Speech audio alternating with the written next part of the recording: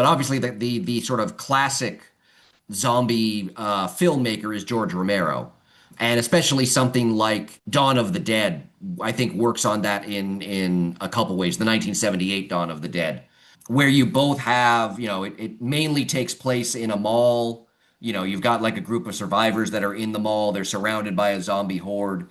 And, on the one hand, the zombies are sort of trying to get into the mall, and they, are very much a metaphor for, kind of mindless consumption, which you see paralleled in the people in the mall. As much as they're gathering things to survive, they're also getting things like fur coats and, just totally superfluous things. And the way in which that, kind of that mindless consumerism isn't just in the zombies, it's in humanity as well. And then the climax of the film, there's a biker gang that's also trying to get in the mall.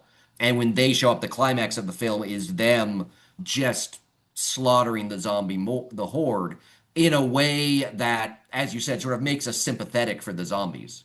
That they're just being mowed down by this very unsympathetic biker gang that, is just mindlessly destroying them. And it's done in such a way that you actually do feel the sympathy for the zombie as the innocent victim, which again, going back to their earliest origins, they always were. There's always kind of that sense of the zombie. We think of the zombie as a monster, but the zombie in a lot of ways originated as a victim. And even in something like the 28 Days Later franchise, where, it's a plague, people are becoming, the infected through no fault of their own. And so there is very much kind of that layer of victim to zombies that very much sort of makes them sympathetic.